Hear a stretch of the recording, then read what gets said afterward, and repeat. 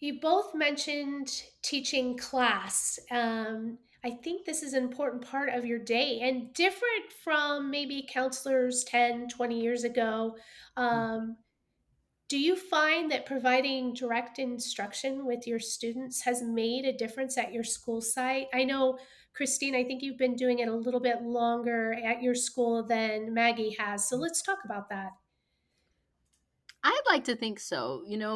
When you have a student issue arise, a student to student issue, I feel like they know that they know better.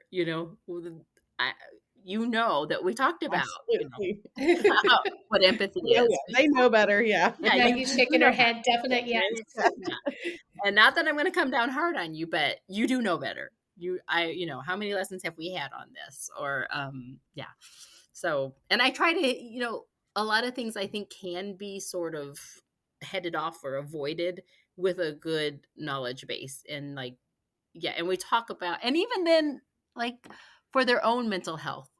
So when a child's struggling with anxiety, well, we've talked about what anxiety is and how do you know when you need help and how do you get help and is it okay to get help? So these are the kind of things that I hope they take with them. Like I tell our eighth graders, you're going off, you're leaving us, you're flying out of our nest, and I just want you to know, certain things we have to cover. Like everybody has a hard time sometimes, and everybody needs to ask for help sometimes. So I feel like I hope I'm laying a foundation for good mental health for them, and I think that giving us time together to cover these content that maybe I don't want to put down anybody's content and I don't want to put down any teacher's content, but I have sort of said that like as respectfully as I can. Like if you didn't learn where to put the semicolon, you could learn that, but I really need you to pay attention and learn, warning signs of depression. Like this, you have to know this. We can't just go Right. off and not know these things. So not that it's more important. I don't want to get anybody mad.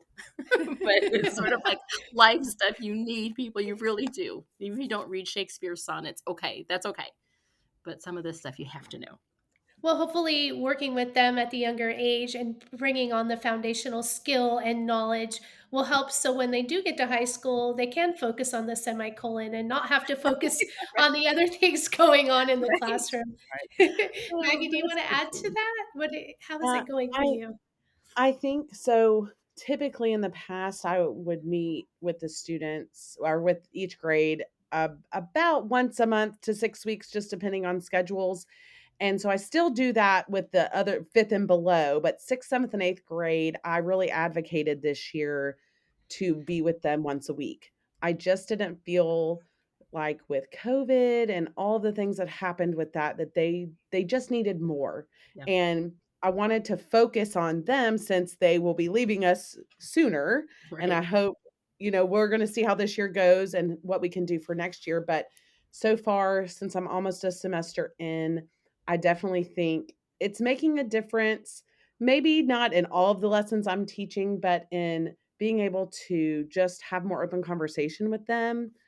I'm very much one of those people that, okay, here's my topic for the day and we're going to talk about it. But if something comes up that's more important that you guys need to talk about, I'm always open to that. And they they laugh, but really no topic scares me unless it's something super theological. I'm like, okay, we got to get a priest in here. I can't really handle that. But I encourage them, like, let's have these conversations. Like, let's not be scared to talk about, a panic attack or depression or anxiety. Let's use these words. Let's talk about what it is and let's get some of these skills that we really need. Like Christine was saying, it's more important as you get older to be able to recognize your feelings and emotions, and maybe if they're too intense, this is what I need to do about it. Mhm. And so I really enjoyed the sixth, seventh, eighth grade classes once a week this year, and I do think it's something that they look forward to. That,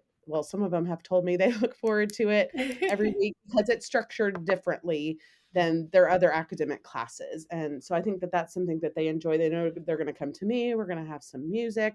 We're going to have some coloring sheets. And we're just going to have a conversation, have a lesson. And I'm not scared to talk about whatever it is they want to talk about.